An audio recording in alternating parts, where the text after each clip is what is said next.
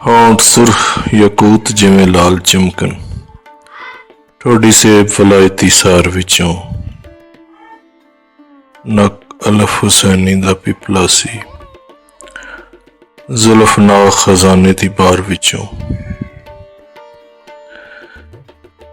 ਦੰਦ ਚੰਬੇ ਦੀ ਲੜੀ ਕੇ ਹੱਸ ਮੋਤੀ, ਦਾਣੇ ਨਿਕਲੇ ਹੁਸਨ ਅਨਾਰ ਵਿੱਚੋਂ।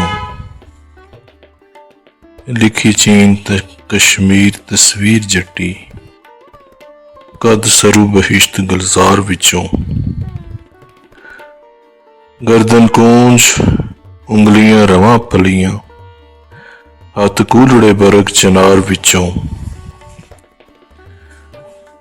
ਬਾਹਾਂ ਵੇਲਣੇ ਵੇਲੀਆਂ ਗੁਣ ਮੱਖਣ, ਛਾਤੀ ਸੰਗੇ ਮਰਮਰ ਗੰਗ ਦੰਦਾਰ ਵਿੱਚੋਂ।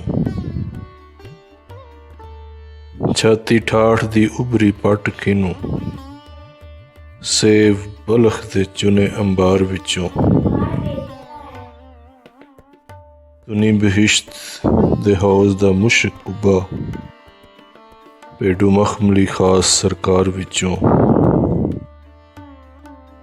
ਸੁਰਖੀ ਹੋਂਠਾਂ ਦੀ ਲੋੜ ਤੇ ਦਸੜੇ ਦਾ, ਖੋਜੇ ਖੱਤਰੀ ਕਤਲ ਬਾਜ਼ਾਰ ਵਿੱਚੋਂ। ਸ਼ਾਹ ਪਰੀ ਦੀ ਭੈਣ ਪੰਜ ਫੂਲ ਰਾਣੀ, ਗੁੱਜੀ ਰਹੇ ਨਾ ਹੀਰ ਹਜ਼ਾਰ ਵਿੱਚੋਂ।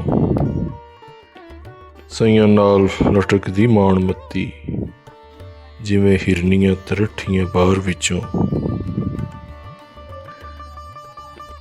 ਅਪਰਾਧ ਦੇ ਉਹ ਦਿਲਤ ਮਿਸਰੀ, ਚਮਕ ਨਿਕਲੇ ਮਿਆਨ ਦੀ ਧਾਰ ਵਿੱਚੋਂ।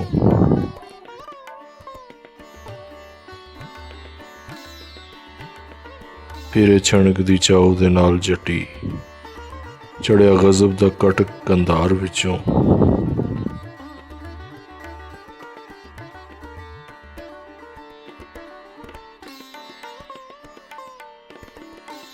ਐਵੇਂ ਸਰਕਦੀ ਆਉਂਦੀ ਲੋੜ ਲੁੱਟੀ, ਜਿਵੇਂ ਕੂਨ ਤਰੰਗਲੀ ਡਾਰ ਵਿੱਚੋਂ।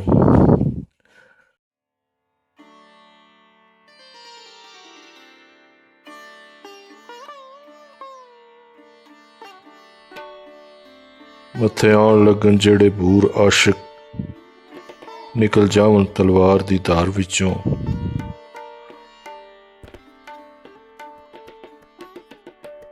ਇਸ਼ਕ ਬੋਲਦਾ ਨੱਢੀ ਦੇ ਥਾਂ ਥਾਈਂ, ਰਾਗ ਨਿਕਲੇ ਜ਼ੈਲ ਦੀ ਤਾਰ ਵਿੱਚੋਂ।